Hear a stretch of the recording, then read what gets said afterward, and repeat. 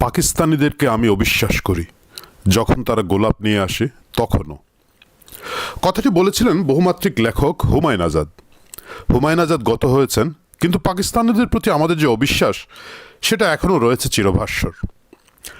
5 আগস্টের পট পরিবর্তনের মাধ্যমে ডক্টর ইউনূসের নেতৃত্বে যে নতুন সরকার এসেছে তারই ধারাবাহিকতায় পাকিস্তান থেকে সরাসরি বাংলাদেশে জাহাজ পরিষেবা শুরু হয়েছে। আমরা অনেকেই জানি যে গত 13ই নভেম্বর পাকিস্তান থেকে প্রথম জাহাজ এসেছে বাংলাদেশে এবং পণ্য খালাস করে চলেও গিয়েছে।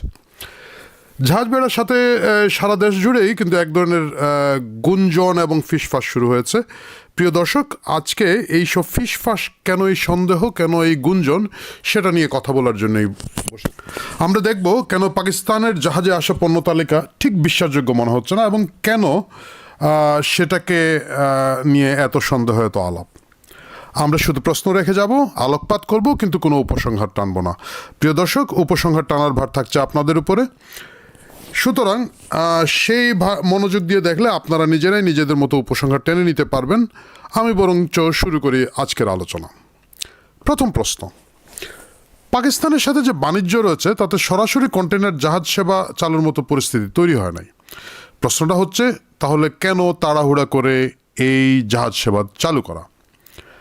জাতীয় রাজস্ব বোর্ড বা এনবিআর জানাচ্ছে যে গত অর্থ বছরে পাকিস্তান থেকে বাংলাদেশে আমদানি হয়েছে মাত্র 74 কোটি 45 লক্ষ ডলারের পণ্য। এর মাঝে রফতানিমুখী শিল্পের কাঁচামাল, সুতা, কাপড় ও প্রস্তুত চামড়া ছিল 59 কোটি ডলারের, প্রায় 80% কাছাকাছি। এছাড়া সিমেন্ট শিল্পের কাঁচামাল, কিছু ক্লিংকার, ফল, শুটকি, মেয়েদের 3 পিস, এগুলো আমদানি হয়েছে। তবে একই সময় পাকিস্তানে আমরা রফতানি করেছি মাত্র 6 কোটি 24 লাখ ডলারের পণ্য, যেটা আরও কম। সেখানে কিছু কাঁচা পাট, ওষুধ, হাইড্রোজেন পারঅক্সাইড, চা, এগুলো রয়েছে। সুতরাং দেখা যাচ্ছে যে পাকিস্তানের যে থেকে আমরা যেগুলো আমদানি করি এই আইটেমগুলো মূলত, আবার বলছি আপনারা একটু খেয়াল করে দেখবেন, শুটকি, মেয়েদের 3 পিস, সিমেন্ট শিল্পের কিছু ক্লিংকার, এইগুলো। আচ্ছা, শিপিং ব্যবসায়ীরা বলছেন যে পাকিস্তান থেকে সর্বোচ্চ 1-1.5 হাজারের বেশি কন্টেনারের পণ্য আমদানি হয় না, সুতরাং এখানে আসলে জাহাজ শিল্প চালু করা যাবে না। কিন্তু লাভজনক একটা রুট নয়, এরকম রুটে পাকিস্তান কেন তাহলে জাহাজ পাঠাতে উঠে পড়ে লাগলো? তা আপনারা দেখবেন তাদের হাই কমিশনের ফেসবুক পেজে, সোশ্যাল মিডিয়ায় তারা বলেছে তারা খুবই উৎসাহী এটা নিয়ে এবং তারা খুবই আগ্রহী। আমার প্রশ্ন হচ্ছে, একটা লাভজনক নয় জায়গায় যেখানে পাকিস্তানের যে আর্থিক অবস্থা, তারা নিজেরাই খুব গরিব, এই রুটে তারা কেন মাল পাঠাবে? লাভজনক নয় একটা জাহাজ কোম্পানির মাধ্যমে। ওই জাহাজ কোম্পানি বা কেন আগ্রহী হচ্ছে বাংলাদেশকে এইখানে Pakistan to Bangladesh route include করতে? তাহলে কি এত জরুরি পড়ে গেছে যে লাভজনক না হলেও ক্ষতি স্বীকার করেও এই রুটে শিপমেন্ট পাঠাতে হচ্ছে? ওকে, তাহলে আসুন এখন দ্বিতীয় প্রশ্নে যাই আমরা।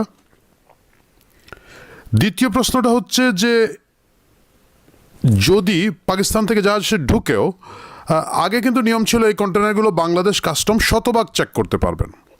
কিন্তু এখন ডক্টর ইউনূস সরকার নতুন করে আইন করে দিয়েছেন যে এই যে কন্টেনারগুলো আসবে, যে শিপমেন্টগুলো আসবে, সেগুলোকে আর শতভাগ চেক করতে পারবে না বা লাগবে না। এর মানে হচ্ছে যে কন্টেনারগুলো নামবে সেগুলো খুলে ভেতরে কি পণ্য আছে সেটা দেখার কোনো বাধ্যবাধকতা নাই বাংলাদেশ কাস্টমসের। কন্টেনারে করে যদি ধরেন ঘোড়া নিয়ে আসে আর কাগজে যদি লেখা থাকে যে ক্যারম খেলার বরিক পাউডার নিয়ে আসছি, বাংলাদেশ কাস্টমস চোখ বুঝে সেই বরিক পাউডার মনে করে কন্টেনার না খুলেই খালাস করে দিতে পারবে বা খালাস পণ্য চলে যেতে পারবে। আদৌ এটার ভিতরে ঘোড়া ছিল না বরিক পাউডার ছিল, এটা দেখার কোনো সুযোগ নাই। এর মানে পাকিস্তান থেকে আসা পণ্যগুলোর এই বাধ্যবাধকতাটা, যে শতভাগ চেক করার বাধ্যবাধকতা বাংলাদেশ সরকার তুলে দিয়েছে। চাইলে 2-4টা কন্টেনার খুলতে পারে অথবা নাও খুলতে পারে। এইখানে এসে রহস্যটা আরেকটু ঘনীভূত হচ্ছে যে একটা লস করা রুটে পাকিস্তান শিপমেন্ট পাঠাচ্ছে, সেই শিপমেন্ট এর কিছুদিন আগে আইন করা হয়েছে যে সেই শিপমেন্টগুলো চেক করা যাবে না। গুড, ওকে, এখন আসেন আমরা তৃতীয় আলাপে চলে যাই। সেটা হচ্ছে জাহাজে করে যে জিনিসগুলো আসলো আদৌ কি সেগুলো আসলো? তৃতীয় প্রশ্ন, কি এলো জাহাজে চড়ে? আসুন সেটা দেখি। পাকিস্তান থেকে জাহাজে চড়ে যেসব পণ্য এসেছে বলে দাবি করা হচ্ছে, আমি আবার বলছি দাবি করা হচ্ছে কারণ এগুলো কিন্তু চেক করা হয় নাই, সেগুলো আমাদেরকে কিছু কনফিউজ করে দিয়েছে। সেটা এখন একটু আলোচনা করি যে কেন সেই কনফিউশনটা তৈরি হয়েছে। তার আগে আমি আবার একটু আগের খবরে যাব। আপনারা দেখুন যে পাকিস্তান আমাদেরকে সচরাচর কি পণ্য রপ্তানি করে। এনবিআর এর সূত্র উল্লেখ করে প্রথম আলো জানাচ্ছে যে গত অর্থ বছরে পাকিস্তান থেকে আমদানি হয়েছে $74 কোটি পণ্য। এর মধ্যে রফতানিমুখী শিল্পের কাঁচামাল সুতা, কাপড় ও প্রস্তুত চামড়া ছিল $59 কোটি এবং সিমেন্ট শিল্পের কাঁচামাল ক্লিংকার, ফল, শুটকি, মেয়েদের 3 পিস এগুলো অল্প অল্প ছিল। তো এর মানে হচ্ছে যে পাকিস্তান থেকে আসলে বাংলাদেশে মূলত সুতা, কাপড় এগুলো তৈরি হয় আসে, কারণ সুতা কাপড়ের কাঁচামাল আসে। আমরা জানি যে বাংলাদেশ গার্মেন্টস শিল্পের একটা বড় প্লেয়ার গ্লোবাল মার্কেটে, সুতরাং খুব স্বাভাবিকভাবে আমাদের টেক্সটাইল সংক্রান্ত এই জিনিসগুলো আসতেই পারে। আর চামড়া আসে, চামড়া শিল্পেও বাংলাদেশ ভালো করছে। এছাড়া বাকি কিছু ক্লিংকার, ফল এগুলো আসে যেগুলো খুব গুরুত্বপূর্ণ না। মেয়েদের 3 পিস খুব একটা যা আসে সেটা খুব বড় সংখ্যা না। তো কিন্তু তাহলে এটা যদি আমাদের একটা নিয়মিত আমদানি পণ্য হয়ে থাকে, যেটা এনবিআর জানাচ্ছে গত বছরও আমরা পাকিস্তান থেকে এগুলোই এনেছি, তাহলে এইবার যখন সরাসরি জাহাজ এর পারমিশনটা পেলাম, এই পণ্যগুলোই তো আসার কথা, তাই না? মানে খুব স্বাভাবিক তো, মানে রেগুলার পণ্যই তো আসার কথা। কিন্তু আদতে কি এসেছে সেটা দেখা যাক। মিডিয়া জানাচ্ছে 297টা কন্টেনার এসেছে, এর মাঝে মাত্র 28টা কন্টেনারে এসেছে পোশাক শিল্পের কাঁচামাল, রং এগুলা। মানে আমরা সচরাচর যেগুলো আমদানি করে থাকি এগুলো এসেছে মাত্র 28টা কন্টেনারে, 297টা, প্রায় 300 কন্টেনারের মধ্যে। আচ্ছা, সবচেয়ে বেশি কি এসেছে? সবচেয়ে বেশি এসেছে সোডিয়াম কার্বনেট বা সোডা অ্যাশ। মোট 115টি কন্টেইনারে এসেছে সোডা অ্যাশ, এই সোডিয়াম কার্বনেট। দ্বিতীয় সর্বোচ্চ আমদানি হচ্ছে খনিজ পদার্থ ডলোমাইট। ডলোমাইট হচ্ছে 46 কন্টেইনারে। তাছাড়া 35টা সিঙ্গেল কন্টেইনারে আনা হয়েছে চুনা পাথর, আর ম্যাগনেসিয়াম কার্বনেট আনা হয়েছে 6 কন্টেইনার। মানে অনেক অনেক ধরনের খনিজ পদার্থ দিয়েই আসলে মূলত এই শিপমেন্টটা ভরা। সোডা অ্যাশ বাংলাদেশের শিল্পের টেক্সটাইল শিল্পে কাজে লাগে, সুতরাং সেটা আসতেই পারে। কিন্তু মজার ব্যাপার কি জানেন? সোডা অ্যাশ রফতানিকারক দেশগুলোর মধ্যে কিন্তু পাকিস্তান কোনো প্লেয়ার নয়।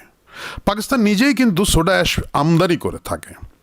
আন্তর্জাতিক ট্রেড ডাটা গবেষণার প্রতিষ্ঠান ভলজা, যারা প্রায় 50 লক্ষের বেশি, আই রিপিট 50 লক্ষেরও বেশি আমদানিকারক রফতানিকারকদের তথ্য নিয়ে প্রতিদিন তারা রিপোর্ট তৈরি করে বা নিবিড়ভাবে পর্যবেক্ষণ করে, তারা জানাচ্ছে যে পাকিস্তান নিজেই সোডা অ্যাশ আমদানি করে নিজেদের চাহিদা মেটায়।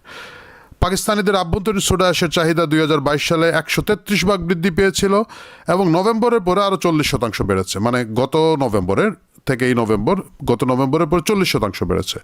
তারা নিয়মিত চায়না, টার্কি, কেনিয়া এসব দেশ থেকে সোডিয়াম কার্বনেট বা সোডা অ্যাশ আমদানি করে থাকে। এবার দেখা যাক বিশ্ব ব্যাংক কি বলেছে। আমরা তো আবার বিশ্ব ব্যাংক, IMF এদের খুব ভক্ত, এদের কথা শুনলে একটু ভালো লাগবে আমাদের। বিশ্ব ব্যাংকের তথ্য অনুযায়ী পাকিস্তান অন্তত 10টি দেশ থেকে সোডা অ্যাশ আমদানি করে থাকে। যে দেশের নিজেদেরই এত চাহিদা যে তাদেরকে আমদানি করে মেটাতে হচ্ছে, তারা বাংলাদেশে এত সোডা অ্যাশ বা সোডিয়াম কার্বনেট রপ্তানি করায় স্বাভাবিকভাবে বিষয়টাকে ঠিক স্বাভাবিক লাগছে না। আচ্ছা, গেল সোডা অ্যাশের গল্প, যেটা পাকিস্তান নিজেরা আমদানি করে থাকে। তারপরে আসেন পরের সবচেয়ে বড় যে প্রোডাক্ট, সেটাতে যাই। সেটা হচ্ছে ডলোমাইট। না, ডিনামাইট নয়, ডলোমাইট। আপনারা অনেকে ডিনামাইট ভেবে ভয় পাবেন, কিন্তু এটা হচ্ছে ডলোমাইট। এটি একটি খনিজ পদার্থ। 46 কন্টেনারে করে আনা হয়েছে ডলোমাইট, ভালো কথা। সাধারণত ভালো কোয়ালিটির ইট বানাতে এই খনিজটা ব্যবহৃত হয়।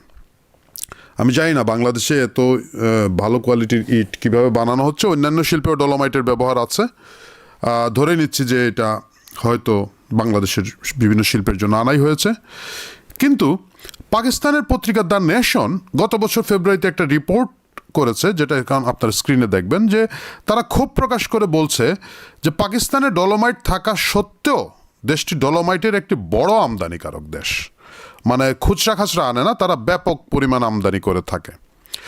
অর্থাৎ পাকিস্তানের নিজেদের ডলোমাইট দিয়ে চাহিদা তো মেটানো যাচ্ছেই না, উপরন্তু তারা বিদেশ থেকে আমদানি করে পাকিস্তানের আভ্যন্তরীণ চাহিদা মেটাচ্ছে।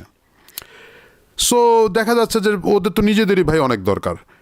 এই যখন অবস্থা, যখন পাকিস্তান থেকেই বা কেন বাংলাদেশ ডলোমাইট আমদানি করছে আমরা জানি না।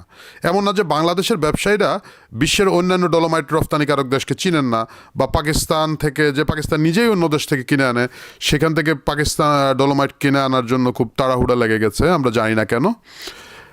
যাই হোক, সেই প্রশ্নের জবাব ব্যবসায়ীরা দিতে পারবেন, আমদানিকারকরা দিতে পারবেন। আমাদের কিন্তু ভুরু বেশ কিছু কুঞ্চিত রয়েই গেল, মুশকিল নয়। আসুন আমরা এখন চতুর্থ প্রশ্নে যাই।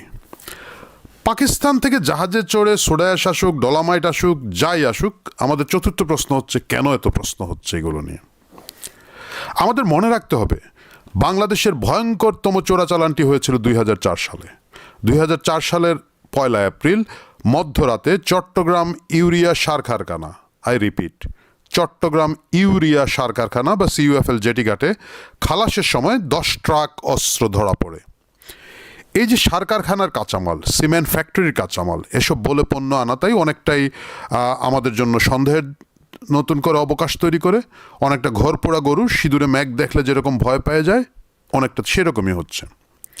প্রিয় দর্শক, বিশ্ববিখ্যাত টাইম ম্যাগাজিন 2002 সালে এক চাঞ্চল্যকর রিপোর্ট প্রকাশ করে। সেখানে তারা জানায় যে পাকিস্তান থেকে অস্ত্র জঙ্গিদের আনাগোনা বাংলাদেশের নৌসীমান্ত হয়ে বাংলাদেশে প্রবেশ করার একাধিক প্রমাণ তাদের কাছে আছে। বিশেষ করে 2021 সালের 21শে ডিসেম্বর তারিখে একটি জাহাজে করে অনেক জঙ্গি এবং অস্ত্র বাংলাদেশে প্রবেশ করেছে বলে তারা সেই রিপোর্টটিতে জানায়।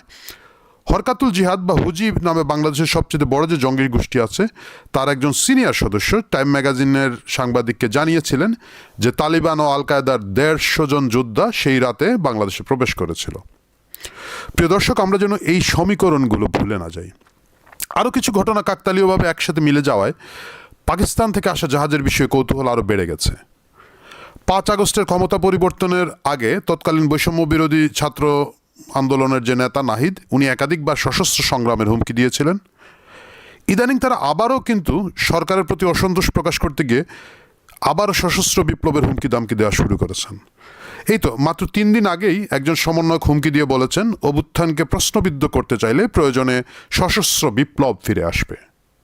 সঙ্গত কারণেই প্রশ্ন ওঠে, কিভাবে তারা সশস্ত্র বিপ্লব করবেন? অস্ত্র পাবেন কোথায়? জনমনে ধারণা আছে কিন্তু যে জুলাই গণহত্যার অনেক হত্যাকাণ্ড, গুলির ঘটনায় রহস্যময় স্নাইপারদেরকে ব্যবহার করা হয়েছে। অবসরপ্রাপ্ত বরখাস্ত কিছু সেনা সদস্যের নামও সোশ্যাল মিডিয়ায় বিভিন্নভাবে এসেছে এবং সেগুলো নিয়েও কিন্তু প্রশ্ন রয়ে গেছে সেই রহস্যময় বুলেট নিয়ে, সেই রহস্যময় রাইফেল নিয়ে। 5 আগস্টে নরসিংদী কারাগার ভেঙে শত শত কয়েদিকে ছেড়ে দেওয়া হয়েছিল এবং সেখানকার অস্ত্র লুট হয়েছিল। এই অস্ত্রগুলোর অধিকাংশই কিন্তু উদ্ধার হয় নাই।